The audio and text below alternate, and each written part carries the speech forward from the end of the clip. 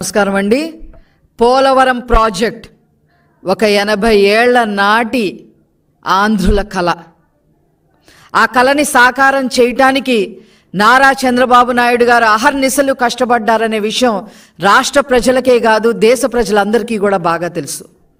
44 ఏళ్ల క్రితం టంగుటూరి అంజయ్య గారు పోలవరానికి శంకుస్థాపన చేశారు తప్ప ఒక్క అడుగు కూడా ముందుకెళ్ళింది లేదు. 20 ఏళ్ల నాడు మరి వైఎస్ రాజశేఖర్ రెడ్డి గారు శంకుస్థాపన చేశారే తప్ప ఒక్క అడుగు కూడా ముందుకెళ్ళిన పరిస్థితి లేదు.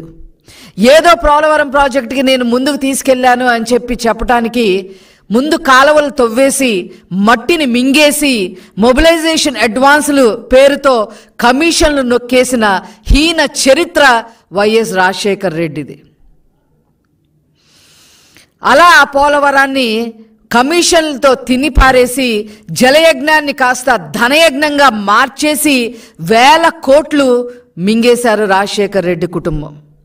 తర్వాత నారా చంద్రబాబు నాయుడు గారు ముఖ్యమంత్రి అయిన తర్వాత 2014లో ఈ పోలవరం ప్రాజెక్టుని ఆ యొక్క కళని సాకారం చెయ్యాలి, నిజం చెయ్యాలి అనే ఉద్దేశంతో పోలవరాన్ని పరుగులు పెట్టించిన ఘనత నారా చంద్రబాబు నాయుడు గారిది. 72% పోలవరం ప్రాజెక్ట్ని పూర్తి చేయటం జరిగింది. ఒక్క రోజులో 35,000 క్యూబిక్ మీటర్ల కాంక్రీట్ని నారా చంద్రబాబు నాయుడు గారు వేయించడం జరిగింది. ఒక గంటకి 13,080 క్యూబిక్ మీటర్ల కాంక్రీట్ని ఆ రోజు పోలవరం ప్రాజెక్టులో చేయించడం వల్ల గిన్నీస్ బుక్ ఆఫ్ రికార్డ్స్ కూడా ఎక్కడం జరిగింది. రాష్ట్ర చరిత్రలోనే కాదు, దేశ చరిత్రలోనే కాదు, ప్రపంచ చరిత్రలో కూడా ఏ నాయకుడు ఒక సాగునీటి ప్రాజెక్టు కోసం ఇంత శ్రమ పడలేదు. అలా పోలవరం ప్రాజెక్ట్ని పూర్తి చేయటం కోసం మరి అహర్నిశలు మరి కష్టపడిన ఏకైక నాయకుడు నారా చంద్రబాబు నాయుడు గారు. 72% పూర్తి చేశారు. ఆ తర్వాత వచ్చాడమ్మా ఈ రాష్ట్రాన్ని రాజపీను కన్నా హీనంగా పీక్కు తినటానికి ముఖ్యమంత్రి అయ్యారు. ఒక్క ఛాన్స్ పేరుతో పొర్రపాటున గెలిచాడు. రాష్ట్రం ఎంత అధోగతి పాలైపోయిందో అందరికీ కూడా తెలుసు. పోలవరం ప్రాజెక్టు ఎంత అధోగతి పాలు చేశారో నిన్న ఆల్రెడీ నారా చంద్రబాబు నాయుడు గారు చెప్పడం జరిగింది. మేము మళ్ళీ చెప్పదలుచుకున్నాం. 72% పూర్తి చేసిన ప్రాజెక్టుని కేవలం ఇంకొక 28% పూర్తి చేస్తే ఎన్ని ప్రయోజనాలు కలిగేవో ఆ అప్పటి రాష్ట్ర ముఖ్యమంత్రిగా ఉన్న జగన్మోహన్ రెడ్డికి తెలీదా అని చెప్పి ఈ సందర్భంగా అడుగుతా ఉన్నాం. ఏ రకంగా అయితే రాజధాని నాశనం చేశాడో అదేవిధంగా రివర్స్ టెండరింగ్ పేరుతో కాలయాపనలు చేసి 20లో పూర్తి చేస్తాం, 21లో పూర్తి అయిపోతుంది, 22లో పూర్తి అయిపోతుంది, 23 పూర్తి అయిపోతుంది, ఇంకేముంది అని చెప్పి అక్కడ ఒక పనికి మాలిన మంత్రుల్ని ఒకడు ఆ అనిల్ కుమార్ యాదవ్, ఆ తర్వాత అంబటి రాంబాబు.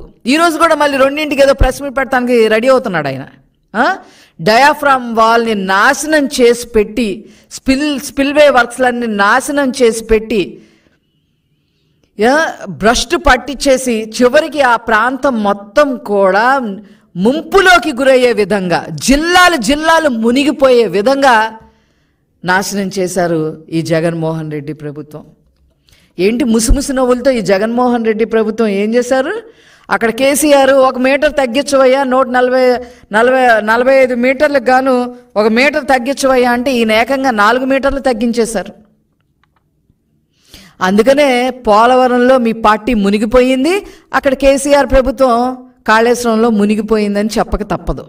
ఆ పార్టీ ఇంత దారుణంగా చేసిన వీళ్ళకి మరి ఏ గతి పట్టిద్దో ప్రజలే చెప్పాల్సిన అవసరం ఉంది అని చెప్పి ఈ సందర్భంగా తెలియజేస్తా ఉన్నా. ఏంటి పోలవరం? ఇంకా కొత్తగా వచ్చిన యూత్కి కానీ కొత్తగా వచ్చిన ఓటర్స్కి కానీ తెలియాల్సిన అవసరం ఉంది అని చెప్పి ఈరోజు తెలుగుదేశం పార్టీ తరఫున మేము భావించి ఈరోజు కొన్ని విషయాలు మేము ముందుకు తీసుకొస్తా ఉన్నాం. ఈ పోలవరం గనక పూర్తి అయితే సాగునీటి సౌకర్యం మరి 7,20,000 ఎకరాలకి సాగునీటి సౌకర్యం కలుగుతుంది. ముఖ్యంగా విశాఖపట్నం జిల్లాలో 1,50,000 ఎకరాలకి సాగునీటి అందించే పరిస్థితి వస్తుంది. తూర్పుగోదావరి జిల్లాలో 2.5 లక్షల ఎకరాలకి సాగునీటి సౌకర్యం వచ్చే అవకాశం ఉండేది. పశ్చిమ గోదావరి జిల్లాలో 2,58,000 ఎకరాలకి సాగునీరు అందే పరిస్థితి ఉండేది. కృష్ణా జిల్లాలో 62,000 ఎకరాలకి ఈ సాగునీటి సౌకర్యం వచ్చేది. అదేవిధంగా ఆయకట్టు స్థిరీకరణ 23 లక్షల ఎకరాలకి ఆయకట్టు స్థిరీకరణ అయ్యేది. గోదావరి డెల్టాలో 10 లక్షల ఎకరాలు, కృష్ణా డెల్టాలో 13 లక్షల ఎకరాలు మరి అయ్యేది. తాగునీటి సౌకర్యం 4 జిల్లాల్లో, ఉత్తరాంధ్రలో 48 మండలాల్లో 550 గ్రామాలకి సాగునీటి అందే సౌకర్యం ఉండేది. నేను ఉత్తరాంధ్రను తీర్చిదిద్దుతా, ఎరగదీస్తా, రాజధాని చేస్తా అని చెప్పి నువ్వు చేసింది ఏంటి అంటే, జగన్మోహన్ రెడ్డి ప్యాలెస్ కట్టుకున్నాడు 500 కోట్ల రూపాయలతో.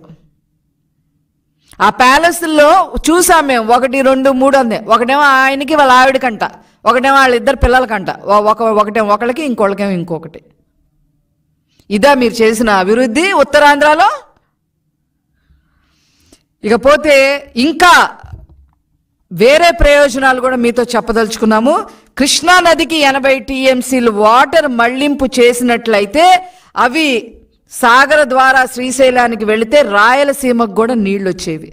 అదేవిధంగా పోలవరం బ్యాక్ వాటర్స్తో ఖమ్మం, కృష్ణా, పశ్చిమ గోదావరి జిల్లాల్లో 2 లక్షల ఎకరాలకి సాగునీరు వచ్చేది. విశాఖ పారిశ్రామిక వాడగా ఎదిగేది, ఒక ఇండస్ట్రియలిస్ట్ ఏరియా కూడా ఎదిగేది. ఈ సాగునీటి 23.44 టీఎంసీలు ఒక్క విశాఖ ఇండస్ట్రియల్ ఏరియా పర్పస్ కోసమే వచ్చి ఉండేవి.